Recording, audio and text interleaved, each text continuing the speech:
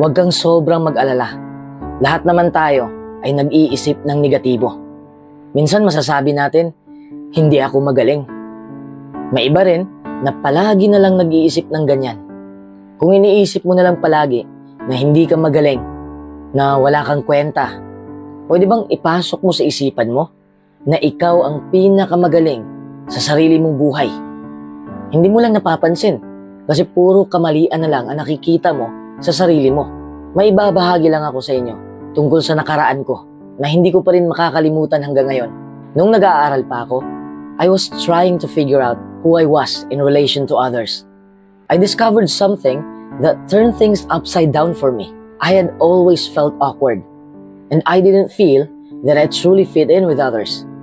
Kasi puro matalino mga kaklase ko. Hindi ako nakikipagkompetensya sa kanila. I was too fearful to let anyone know the real me. Ginugol ko ang oras ko noon na nakapokus na lang sa ibang tao. Nakalimutan ko ang aking sarili. Lumipas ang maraming panahon, I joined painting. Hindi naman yun kompetisyon. Sinalihan ko lang yun upang masanay akong makihalubilo sa ibang tao.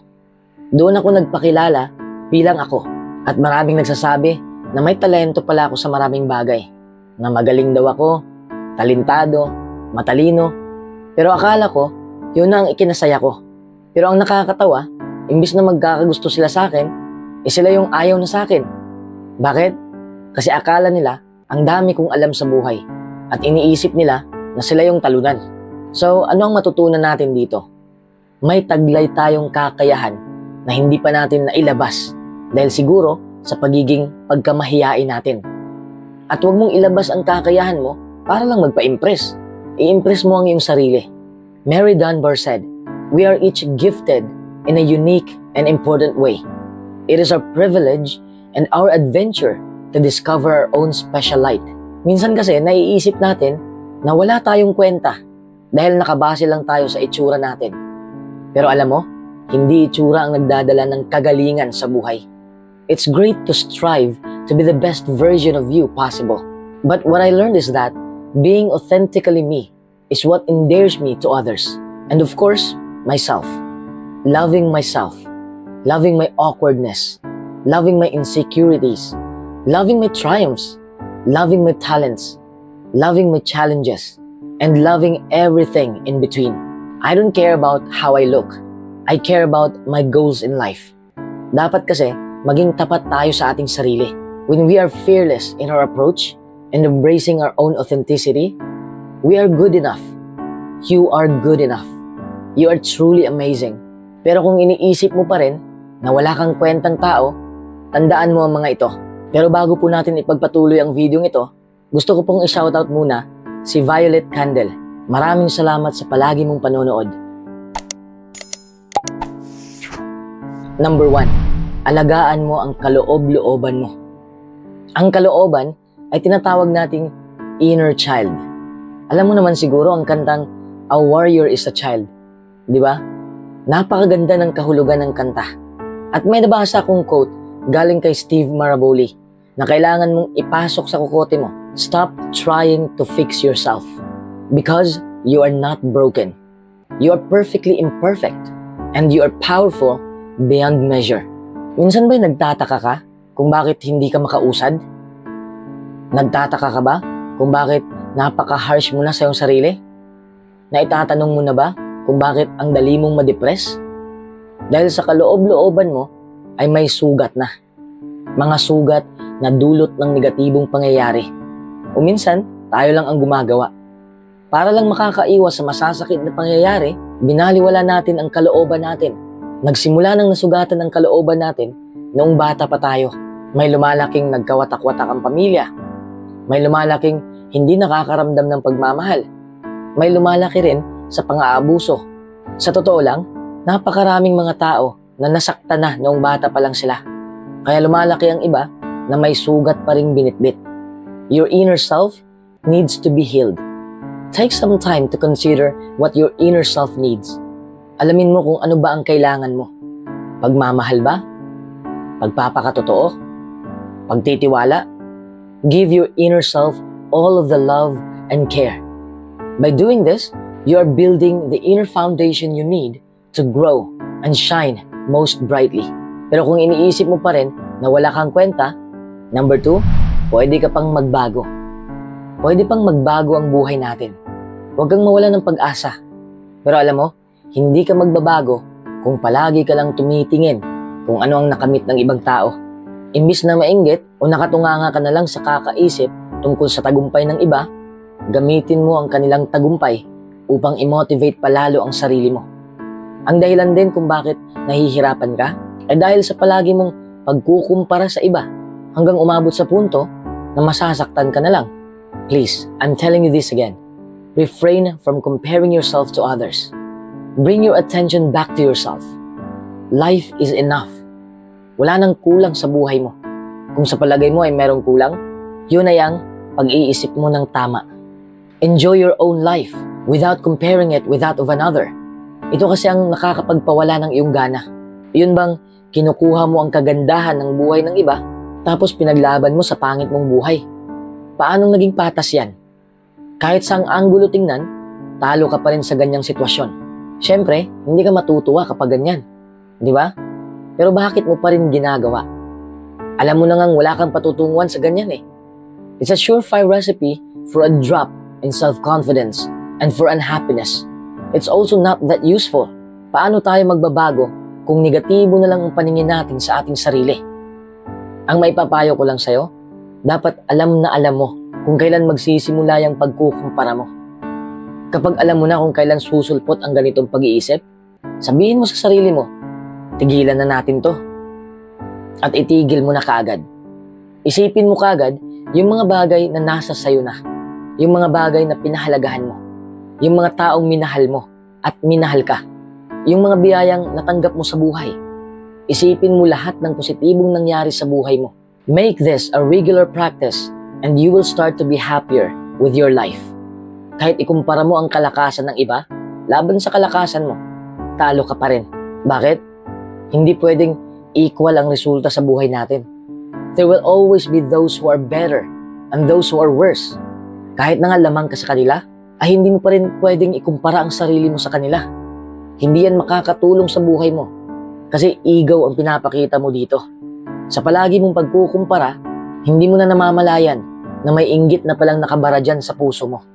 Darating yan sa punto, nahihiling ka na sana'y babagsak ang buhay nila para ikaw naman ang makakaangat.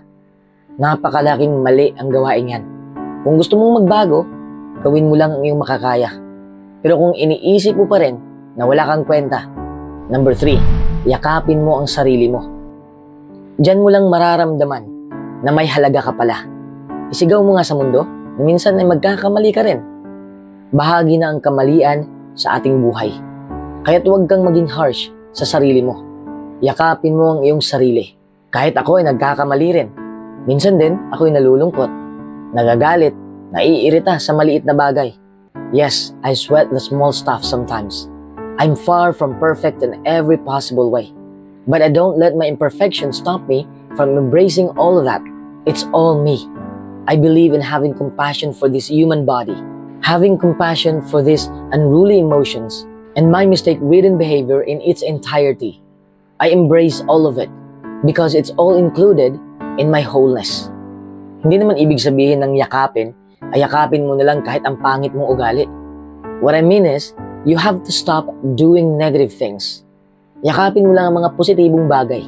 In order to be the best version of ourselves, we first need to be honest about who we are today, right now. So strip it down to the core without illusions. Maglaan ka ng oras na kilalanin pa ang sarili mo. Kung ano ba talagang pinahalagahan mo sa buhay. At kahit na nga maliliit na bagay na maaaring makakapagpabago sa'yo. Hindi rin ibig sabihin na yakapin mo ang pagiging perfectionist. Perfection is overrated. Kung lahat tayo ay perpektong nilalang, siguradong napaka-boring ng mundo. It's our very imperfections that add character and add delight to others. So accept yours and own them without excuses. Number 4, motivate yourself. Minsan kasi kailangan natin ng ibang tao para mas gagana pa tayong lumaban. Pero kaya naman natin gawin to ng tayo lang. Alam mo, hindi natin matatalo ang pagsubok kung minamaliit natin ang sarili nating kakayahan. When it comes to getting results, it takes motivation and ability. Motivation makes things happen. Where there's no will, there's no way.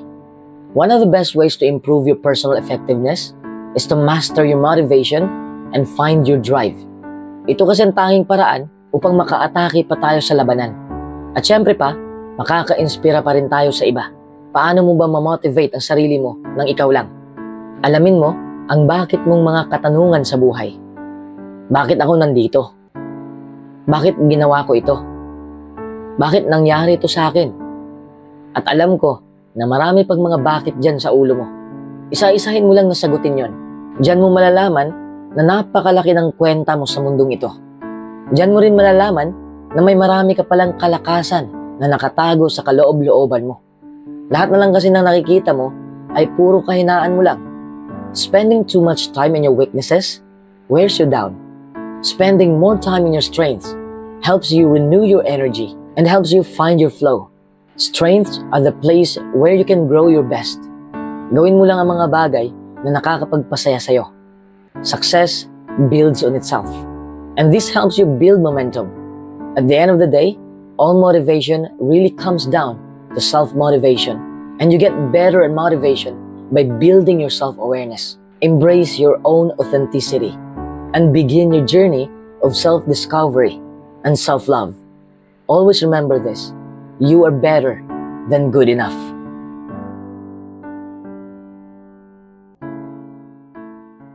Hello everyone, welcome back to another video. Naguguluhan ka ba sa nangyari sa buhay mo ngayon? Nagsasawa ka na ba? Pagod na pagod ka na ba? Hindi ka nag-iisa, okay? Lahat naman tayo ay nakakaramdam ng ganito. Minsan may mga pangyayaring hindi natin matanggap. Palagi nating iniisip kung bakit nagkaganito. Wala naman tayong ginagawang masama. Dahil sa pag-iisip natin na dapat hindi nangyari sa atin to. Ito ang dahilan kung bakit nagdurusa tayo at naging malungkot. Dahil hindi naman natin makukontrol ang pangyayari. Hindi natin madiktahan na, oops, hindi ka pwede sa akin. Hindi ganun ang buhay. Handa ka man o hindi, biglang susulpot ang matinding problema. Marahil masasabi mo, napakabuti kong tao. Hindi dapat ganito ang nangyari sa akin. Sabi ko nga, ang problema ay hindi namimili ng mabuti o masamang tao. Kahit sino ay tatamaan talaga. Nagtatrabaho ako ng maayos, pero bakit wala pa rin akong pera? Wala kang pera kasi hindi mo binudget ng maayos ang pera mo. Dapat i-apply mo rin ang work smart sa buhay mo. Hindi lang work hard. Mahal ko naman siya at ibinigay ko ang lahat sa kanya. Pero iniwan niya pa rin ako. Minsan ganun kabrutal ang love story. Kung sino pa ang nagmahal ng tunay, siya pa ang iiwan. Imbis na kumapit ka kung ano ang sa tingin mo ay dapat mangyari, matuto kang tanggapin ang mga nangyari kahit masakit, kahit mapait. Siguradong maiibsan ang negatibo mong nararamdaman at kasali na ang kalungkutan doon. You have the freedom and the power to step into something new, to make new choices. Huwag kang tumambay sa negatibong emosyon. Heto na ang 10 bagay na kailangan mong maunawaan. Number 1, huwag mong takasan ang sitwasyon. Hindi ibig sabihin ng pagtanggap sa nangyari ay pagtakas sa sitwasyon o pagtakas sa negatibong emosyon. Remember this, emotions are not a bad thing. Hindi dapat binaliwala ang ating emosyon. Kung ini-encourage ka ng iba na iwasan ng emosyon, mali po ang payo na yan. Because if you avoid it, it weighs you down everywhere you go until the burden becomes unbearable. Minsan maririnig mo ito sa mga tao. Sasabihin nila, bakit sobra mong emotional? Ang OA mo naman. Bawal ang emotional sa lugar na to. Hindi ka dapat malungkot sa mga nangyari. Yan ay maling mga payo na naririnig mo. Emotions are simply as they are. Nagiging negatibo lang ito kung kinimkim natin at tinatambayan natin ito. Emotions, when given space, simply pass through us. When emotions are given freedom to move, they do not last. Kung iwas ka lang ng iwas sa iyong emosyon, hindi naman yan mawawala. May mga taong umaastang masaya, pero hindi naman talaga. Kinimkim nila ang kalungkutan, and that creates negativity and even disease. Kaya may mga taong nalulungkot na hindi nila alam kung bakit. Pero ang totoo, dahil yun sa negatibong emosyon na kanilang binitbit araw-araw. Allowing yourself to feel and express your emotions is a basic human need. To deny your feelings is to deny yourself of life. Normal lang na may mangyayaring maganda at normal lang din na may masamang mangyayari. That is a totally normal part of the human experience. Pero nakakalungkot lang, ayaw ng mga tao na makakaranas ng kalungkutan. Naghahabol sila ng kaligayahan. Gusto nila na masaya lang sila palagi. Pero hindi mangyayari yon. Imposibleng maging masaya ka palagi. Kahit ayaw na ayaw mo man, makakaranas ka talaga ng heartbreak, kalungkutan, sakit, at lahat ng negatibong emosyon. Pero okay lang yon. Sobra pa yon sa okay. Nakakatulong naman ang negatibong emosyon dahil malalaman natin na may kailangan tayong baguhin sa ating buhay. They are a signpost on your life's journey to creating the kind of life you want and nurturing happiness in your life. Feel the emotions that you need to feel and then let them go. Number 2, hindi lahat kontrolado mo. Ibig sabihin, tanggapin mo ang ikot ng buhay. Walang katiyakan ng buhay. Maliit man na pangyayari o malaking trahedya, wala tayong kontrol sa mga yon. Kung ayaw mong tanggapin ang katotohanan ito, mag-generate lang ito ng stress at anxiety. Always remember that there is no guarantee that nothing bad will happen. But the only choice that you will have is how you respond to the situation. Halimbawa, tinawagan ka ng boss mo at pinapunta ka sa office niya, tapos tatanggalin ka na pala sa kumpanya. Siyempre, alam ko na masasaktan ka. Malulungkot, matatakot mawalan ng trabaho, magagalit ka na rin. Halo-halong emosyon ang mararamdaman mo. Pero hindi mo naman kontrolado ang pangyayari niyan. Nagtatrabaho ka lang naman. Ang tanging magagawa mo lang ay kung paano ka tumugon sa sitwasyon na yan. Kung negatibo ang reaksyon mo, makakatulong ba yan sa'yo?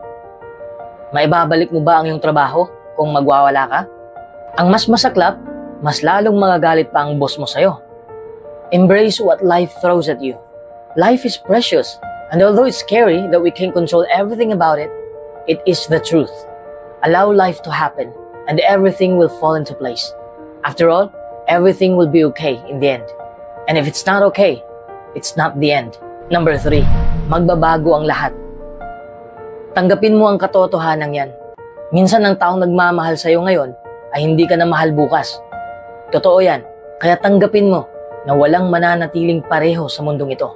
Change is constant. Sige nga, may alam ka bang isang bagay na hindi nagbabago? O hindi nasisira? O hindi naluluma? Wala. Diyos lang ang hindi nagbabago. Everything changes in one way or another over time. Pati mindset natin ay nagbabago. Nagkakaedad rin tayo. Kahit mga pananim ay tumutubo. When you allow this process to occur, you not only allow something phenomenal to occur, you also allow the cycle of life to take place. As it is supposed to be. Sabi nga nila, sakyan mo lang ang alon ng buhay. Pero kung nahihirapan ka sa sitwasyon mo, pwede ka namang humingi ng tulong. Hindi ko naman sinasabi na deserve mong makaranas ng terribleng sitwasyon. Lahat naman tayo ay makakaranas ng mapait na sitwasyon. Mabuti ka man o masamang tao. Pero wag tayong magpapakabiktima na lang. Kailangan nating lumaban. Number 4, walang tao o bagay ang perpekto. Tanggapin mo yan. Tanggapin mo na konti pa lang ang natutunan mo sa buhay. Tanggapin mo na magkaiba tayo ng paniniwala. Tanggapin mo lahat ng ating kaibahan. Understand the nature of people and things. Observe the difference and strength you see in others. It could be a difference you noticed emotionally, mentally, or spiritually. Huwag mong husgahan ang mga tao o bagay o pangyayari. Lalong huwag mong husgahan ang sarili mo. Dahil magkakamali naman tayong lahat. Magbabago tayo. Number 5, huwag kang umasa ng sobra. Huwag kang umasa na lahat ng tao ay gagawa ng kabutihan sa'yo. Huwag kang umasa na lahat ng pangyayari ay maganda dahil hindi mangyayari ang inaasahan mo. Ang resulta, hindi ka makukontento sa buhay. Hindi ka na rin magiging masaya. Madisappoint ka, ma-frustrate ka na, at magagalit ka na rin. Sa sobrang pagdikit mo sa expectations mo, hindi mo na rin napapansin ang realidad. Halimbawa, umaasa ka na smooth ang daloy ng relasyon ninyo. Hindi yan mangyayari. Everything has flaws. Every person has flaws. Sometimes people do malicious things for negative reasons, like greed or power. On the other hand, sometimes people do insensitive things, not because they are malicious, but because they are human, and sometimes make bad decisions. Kahit ikaw ay may nagawa ka na rin hindi kaya-aya, di ba? Sa kaka-expect natin, natatrap na pala tayo sa ilusyon. Halimbawa, estudyante, nag-aaral siya ng maigi bago mag-exam. Umaasa siya ng sobra, napapasa siya, dahil nag-aral siya Nag-review siya. Paano kung negatibo ang resulta sa kanyang exam? Obviously, he gets depressed. Kung ayaw mong ma-disappoint sa resulta ng kahit ano, huwag kang umasa. We definitely assume a pre-result in our minds and hope that result should be similar. But when they are slightly changed, it really affects us because our brain believed on our assumptions as it had reasons. Tanggapin mo na lang na lahat ng bagay ay posibleng magdudulot ng negatibong pangyayari. Huwag kang mag-ilusyon. Walang sitwasyon ang puro nakakatuwa. Walang sitwasyon ang palaging maayos. Walang resulta ang mahuhulaan natin. The only thing you can control is how you respond to the situation once it's there. Isa din ako sa mga naniniwala na kung hindi ka masyadong nag-i-expect, magugulat ka na lang sa magandang resulta. Number 6, mag-focus ka sa ngayon. Madali mong matanggap ang sitwasyon kung nakapokus ka sa ngayon. Huwag mong pangunahan ang bukas. Huwag kang manatili sa nakaraan. Matatanggap mo ang nangyari sa nakaraan kung pupulutin mo ang mga aral na nakukuha mo doon. We mostly remember the past due to our bitter experiences. However, we must realize that no one can change the past. Hence, the best way is to learn the right lessons from our past and move ahead. Madali mo ring matanggap ang resulta sa hinaharap kung natuto kang magsikap ngayon. Ito ang good news. Ikaw ang arkitekto ng iyong kinabukasan. Lalawak ang karunungan mo kung matuto ka sa mga nagawa sa nakaraan. Ang mga natutunan mo sa nakaraan ay magagamit mo ngayon. If you're doing the right things in the present, you have already started making a great future for yourself. Hindi lang basta nanonood ka lang. Dapat umaksyon ka. Gamitin mo ang natutunan mo. Don't wait for it to happen. Make it happen. Make your own future. Make your own hope. Make your own love. To be mindful is to come back to the present to deal with what's here in this present moment. It helps with acceptance because you're distancing yourself from those overwhelming past and future emotions that can distort your present. Number 7, lilipas din ito. Gawin mo yung mantra. Ang mabuti at masamang pangyayari ay lilipas din yan. Yan ang kagandahan ng buhay. Walang mananatiling pareho sa mundong ito. Nagmahal ka ngayon, bukas hindi na. Nalungkot ka ngayon, bukas masaya ka na. Buhay ka ngayon, bukas wala ka na. Ganun ang cycle ng buhay. Lahat ay lilipas. May darating na namang bago. Ang hawak mong kagamitan ngayon, lilipas din yan.